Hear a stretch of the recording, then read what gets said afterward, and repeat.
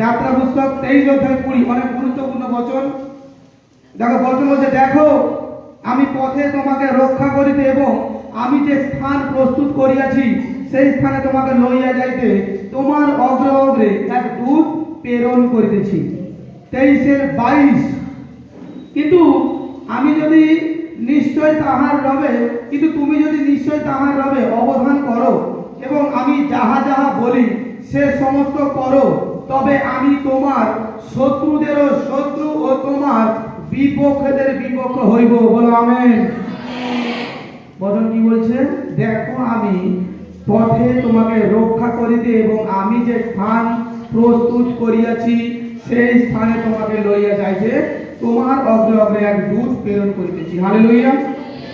প্রভু এক দূত তোমার সামনে দিচ্ছে এবং প্রভু আবার কি কথা বলছে দেখো, সেই দূতের কথা তোমাকে মানতে বলছে। কি বলছে? 23-22 কি বলছে?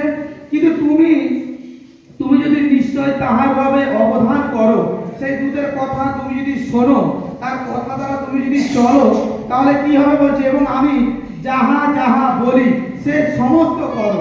পরমেশ্বর যা যা বলতেছেন সে সমস্ত যদি তুমি করো, পরমেশ্বর বলছে তবে আমি তোমার শত্রুদের শত্রু, যারা তোমার উপর শত্রুতা করে শুধু তাদের নয়, তাদেরও শত্রুতা পরমেশ্বর বলছে আমি দেখে নেব। আর কি বলছে? তোমার বিপক্ষেদের বিপক্ষ আমি হইব। আর সেই দূতের লোককে বা সেই আত্মা তোমাকে যা শিক্ষা দিচ্ছে, পরমেশ্বরের যে বচনের জ্ঞান দিচ্ছে, সেই জ্ঞানকে উপার্জন করো, পরমেশ্বরের দেখানো রাস্তাকে তুমি ধরো। পরমেশ্বর বলছে আমি তোমার প্রত্যেকটা পরিস্থিতিকে নরমাল রূপে করে ছাড়বো যিশু নামে। প্রত্যেকটা প্রবলেমকে আমি সুস্থতা দেখাবো যিশু নামে। তোমার প্রত্যেকটা অভিষেক আমি গুনে গুনে তোমার কাছে পৌঁছাবো যিশু খ্রিস্টের নামে। কিন্তু তোমাকে সেই রবে অবধান করতে হবে। তোমরা কি তৈরি? 23-25 কি বলছে দেখো, যাত্রা পুস্তক 23-25 কি বলছে? তোমরা আপনাদের ঈশ্বর সদাপ্রভুর সেবা করিও, তাহাতে তিনি তোমার অন্ন জলে আশীর্বাদ করিবেন এবং আমি তোমার মধ্য হইতে রোগ দূর করিব। হালেলুয়া। আজ পরমেশ্বর বলছে তুমি এই 3টে বছরকে আজ তোমার জীবনে রাখো। আজ প্রথম বলছে সেই আত্মাকে পাঠাবে, তারপর কি বলছে তার কথা দ্বারা তোমাকে চলবে, তারপর কি বলছে পরমেশ্বরের সেবা করতে। সেবা করলে কি হবে? সেবা করলে কি দেবে পরমেশ্বর?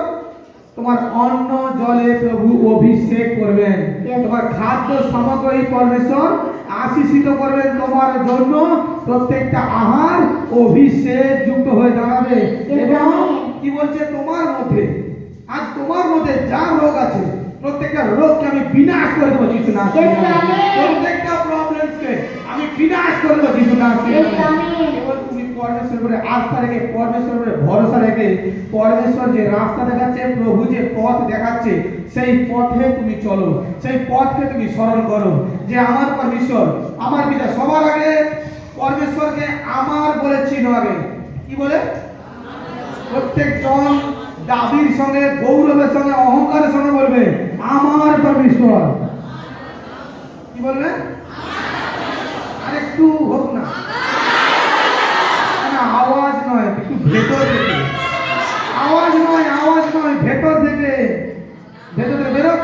আমার, আরে হাতটা চালাও, আমার পরমেশ্বর, আমার পরমেশ্বর। আর যখন তিনিও থেকে থেকে বলবে তুই আমার পুত্র, আমার কন্যা, আমার পুত্র, পরমেশ্বর সেখান থেকে আওয়াজ দেবে। হালেলুয়া। আর এটুকুনি দাবি তো তুমি তোমার মধ্যে ধরে রাখো।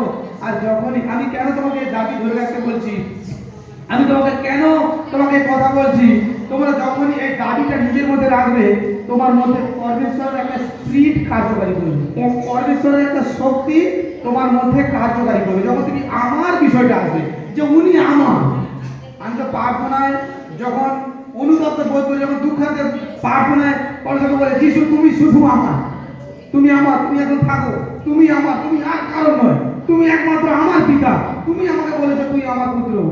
যখন আবেগে পরমেশ্বর কাছে চোখে জলে যখন হাঁটু পাততেছি, যখন প্রার্থনা করে, যখন ধ্যানে মগ্ন হয়ে গেছি, যখন দর্শন আর এখানের নেই, দর্শন এখানের নেই, আমার পা শিলা পড়ে গেছে, আমার যে পা আছে আমার নিজেরই খেয়াল নেই, প্রার্থনা করতে করতে হচ্ছে পা লাড়ছি লাগতে পারছি না, পাতনা কত কত হচ্ছে, ধ্যান খুলছে না, আর গা থেকে এত শীতে নিচে নিচে মেঘাতে বসে আছি, শরীর থেকে ঘাম ঝরছে, শরীর থেকে ঘাম ঝরছে, পা সিধা করে গেছে, উঠে দাঁড়াতে পারবো না, ঠিক নেই, চলে যায়, প্রার্থনা করা বন্ধ নেই। যিশু তুমি আমার, তুমি শুধু আমার। আর পরমেশ্বরের সে সকল দর্শন যে আছে, যদি তোমরাও সে ধ্যানে যাও, তোমরাও সেই দর্শনকে দেখবে, সেই জ্যোতির রূপকে তোমরাও দেখবে, জ্যোতির ন্যায় সেই শক্তিকে তোমরাও দেখবে, তোমার চোখের সামনে থেকে যাতায়াত করবে। হালেলুয়া। শুধু তুমি চোখ বন্ধ করে প্রার্থনা করবে, তখন প্রার্থনা করবে, চোখকে বন্ধ করে প্রার্থনা করো, আর সেই দর্শন প্রাপ্তি হবে। হতে পারে তোমার পা শিরা পড়ে গেছে, ভয় পেও না, পরমেশ্বর তোমার পাটা ঠিক করে দেবে, পরমেশ্বর তোমাকে সেই অন্তিম অভিষেক পরমেশ্বর তোমাকে করে দেবে, তোমার উপরে পরমেশ্বর যে ক্ষমতাকে রাখবে, তোমার পরিবারকে পরমেশ্বর ব্লেসিং করবে। যিশু নামে আত্মা এতটাই চতুর, তোমার উপরে যখন ব্লেসিং নেমে যাচ্ছে, তোমার বাড়িতে যদি কেউ দুর্বল থাকে, তাকে অ্যাটাক করবে, তার পিছনে লাগবে, যাতে তুমি তার দুর্বলতা দেখে পরমেশ্বরকে ছেড়ে দাও বা পরমেশ্বরকে ত্যাগ করো। এটা প্রত্যেকজন মাথায় রাখবে যে আমি ব্লেসিং হচ্ছি বা আমি ঘন্টা ঘন্টা প্রার্থনা করতেছি, আমি পরমেশ্বরের কাছে অনুরোধ করতেছি, তারপরেও যখন আমার পার্শ্ববর্তী বা আমার বাড়ির ব্যক্তি সুস্থতা লাভ করতে পারছে না, মনে রাখো তোমার অভিষেক কারো না কারোর জ্বলতিছে, তোমার প্রার্থনা পরমেশ্বরের কাছে পৌঁছে গেছে। বলো আমেন। যে কেউ আজ পরমেশ্বরের অনুসারী হতো, যে কেউ পরমেশ্বরের সঙ্গে আজ তুমি সেই একই হাতে হাত মিলিয়ে চলতেছ, প্রভু বলতেছে আমি তোমার অন্ন জলে অভিষেক করছি যিশুর নামে। প্রত্যেকজন হাতকে উঠা, আজ নিজে নিজে ভবিষ্যৎবাণী কর কি আমার বাড়িতে কখনো খাদ্যের অভাব হবে না যিশুর নামে। আমার বাড়িতে কখনো খাদ্যের অভাব হবে না প্রভু যিশুর নামে। আমার বন্ধন ভাঙছে যিশুর নামে।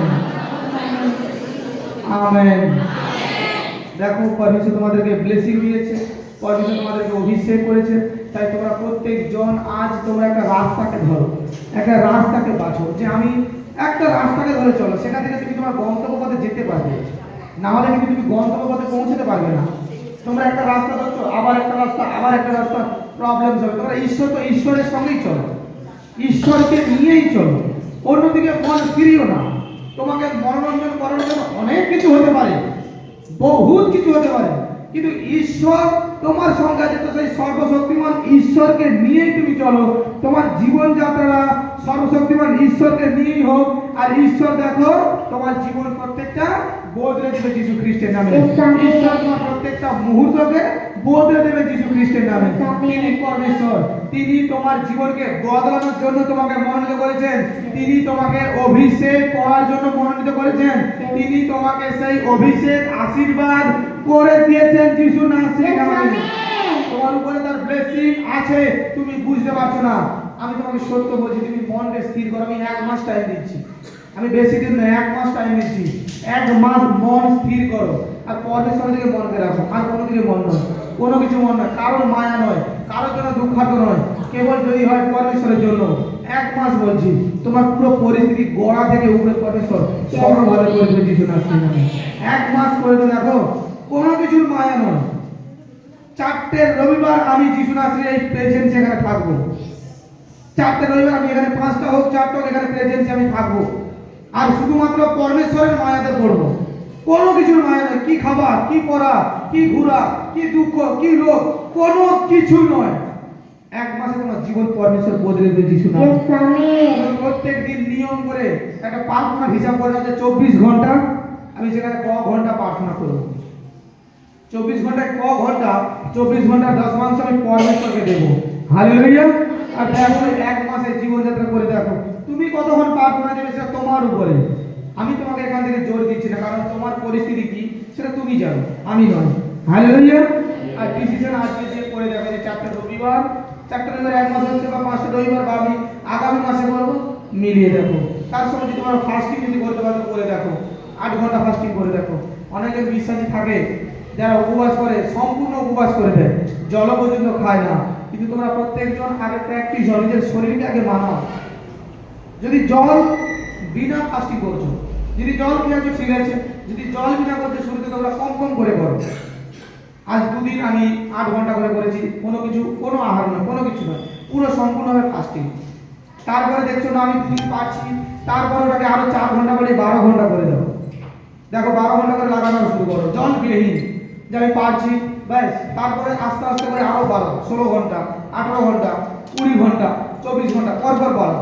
আর যদি বলেন আমি জল খেয়ে রাখবো, তুমি রাখতে পারো। আমি তাহলে এমনি আহারকে ত্যাগ করে ফাস্টিং রাখবো। তাহলে যদি কোনোদিনের জন্য কোনো ফাস্টিং এর অভিষেক তোমার উপরে নেই, কম টাইম ফাস্টিং করো। যে আমি 8 ঘন্টার ফাস্টিং করবো, জল খেয়ে অন্য কিছু খাবো না, 8 ঘন্টা টাইম যাবে, তারপরে আমি আহার করবো। তুমি সেইভাবে করে করে প্র্যাকটিস করাও, প্র্যাকটিস করো। তোমার মধ্যে কোনো রোগ আছে, তোমার মধ্যে কোনো প্রবলেমস আছে, তুমি জানো তোমার পেটের সমস্যা, তুমি জেনে বুঝে কেন ভুল করছো, দিয়ে তুমি তো পরমেশ্বরকে দোষ দিচ্ছ। প্রচুর ব্যক্তির হয়, প্রচুর বিশ্বাসীর হয়। তুমি জানো তোমার পেটের প্রবলেম, পেটের বড় সমস্যা আছে, তোমাকে টাইমে টাইমে আহার পেটে দিতে হয়, তার সত্ত্বেও তুমি ঈশ্বরের পরীক্ষা করতেছো। এটা না করো, এটা করা তোমার উচিত নয়। তুমি সে বলে 3 ঘন্টা করে ফাস্টিং করো, আমি 3 ঘন্টা করে ফাস্টিং করে যাবো, সে ভালো, কিন্তু ঈশ্বরকে পরীক্ষা করার কোনো দরকার নেই। আজ আমি যে 100 দিনের উপবাস রেখেছি, এত উপবাস, আমি পরমেশ্বরের আশীর্বাদে সম্পূর্ণ দিক থেকে ফিট।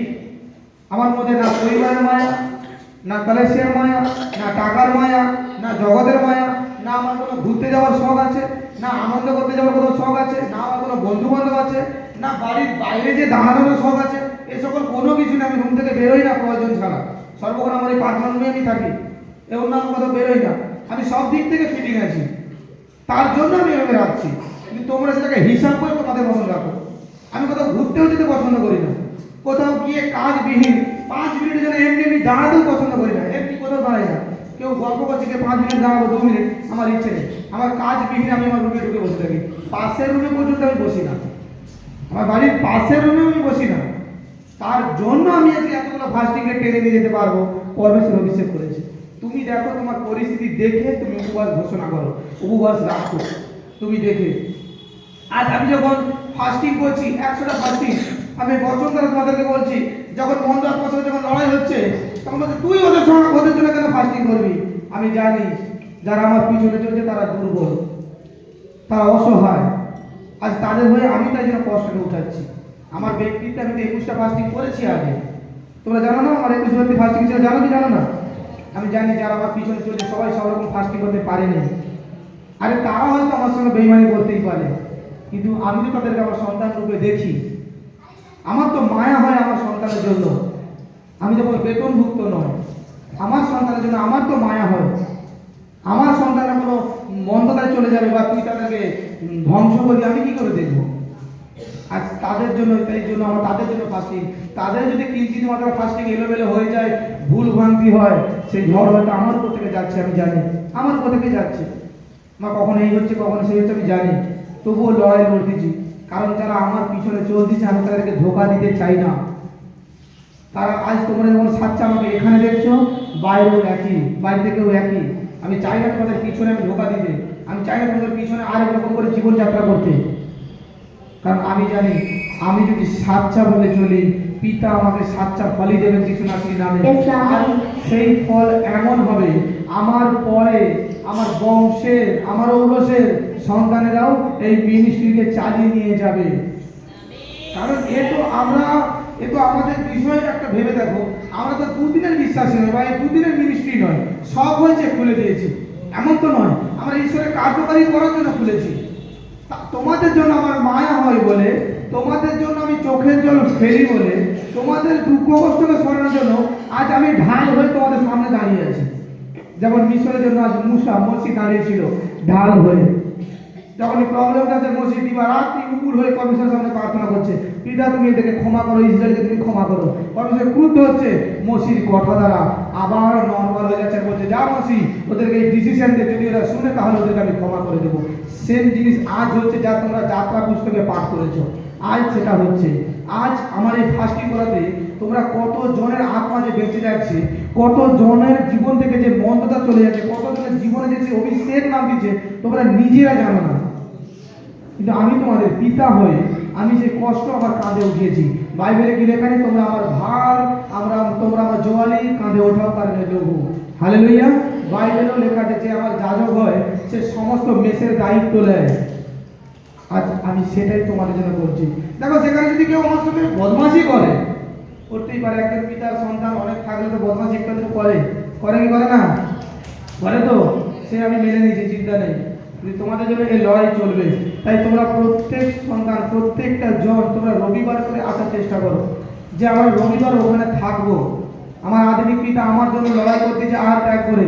আমার আধুনিক পিতা আমার জন্য কষ্ট সহ্য করছে। আমার আধুনিক পিতা আমাকে জিতানোর জন্য সেখানে হাঁটু পাতিছে, আমাকে জিতানোর জন্য সমস্ত আশাকে ত্যাগ করে দিয়েছে। প্রত্যেক রবিবার তোমরা প্রেজেন্সে আসো। তোমাদের প্রেজেন্সে আসা আমাকে জেতানো এক। হালেলুয়া। এবার এখানে ডিসিশন তোমরা নেবে। যে ব্যক্তি আজ আমার রক্তের সম্পর্ক নেই, আজ 5 মাস আগে তাকে চিনতামই না, তাকে জানতামই না, আজ সে আমাদেরকে পেয়ে খুশি হয়ে আমাদের পিতা হয়েছে, আমাদের জন্য লড়াই করতেছে, তো আমরা কতটা তাকে সাহায্য করব? তার প্রেজেন্সে গিয়ে বা তার সামনে গিয়ে বা সেখানে প্রার্থনা করে। এটা আমি তোমাদের উপরে ভার দিলাম, কারণ আমি আমার কর্তব্য করতেছি, তোমরা তোমাদের কর্তব্য করবে। হালেলুয়া। আমি আমার পুরস্কার পাবো, তোমরা তোমার পুরস্কার পাবে। এবং প্রত্যেকজন এই মিনিস্ট্রি তোমরা সুসমাচার প্রচার করো, প্রত্যেকটা জনের কাছে তোমরা প্রচার করো, যাতে প্রত্যেকটা জন আরো জানতে পারে এবং এই অভিষেকের অংশীদার যেন তারা হতে পারে যিশু নামে। বলো আমেন। হালেলুয়া।